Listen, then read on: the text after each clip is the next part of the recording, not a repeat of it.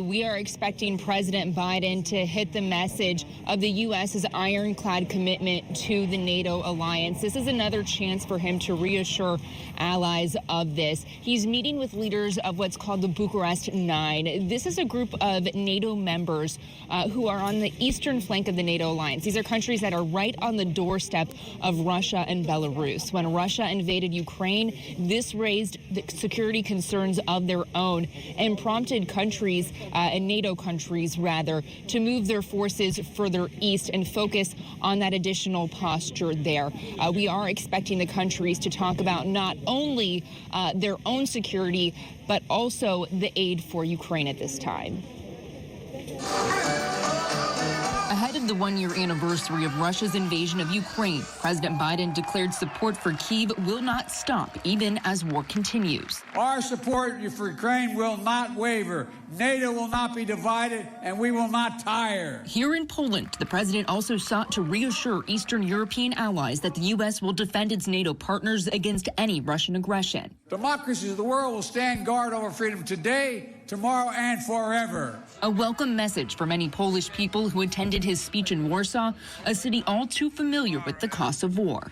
Well, I remember war here in Warsaw. I was a child that time, so I can imagine many awful things they must to survive. On the first day of the invasion, I was so scared. Like, I wanted to call my mom and ask what will be next. But as the time goes forward, I think that I feel quite secure because of the NATO alliance. President Biden announced the U.S. would host next year's NATO summit, declaring it, quote, the strongest defensive alliance in the world. Today, he and Poland's President Duda will meet with the Bucharest Nine, a group of other leaders from NATO's eastern flank nations.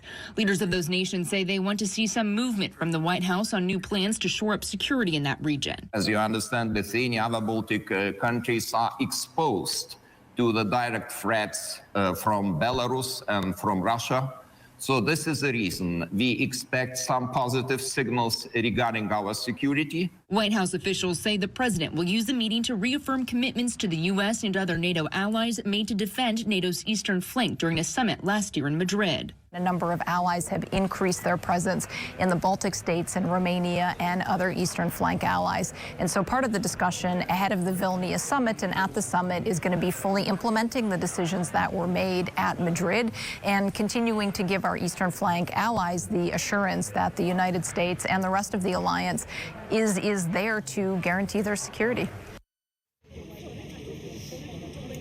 And here in Poland, President Duda has previously called for a new security plan for these eastern allies, in particular, wanting more equipment further east for a faster response in the event of any aggression towards these eastern nations. This group has also invited the Secretary General of NATO to join, and he is expected to take part in this meeting this morning here at the Presidential Palace right behind us. Lindsay. All right, Scripps News correspondent Haley Bull live in Warsaw. Thank you.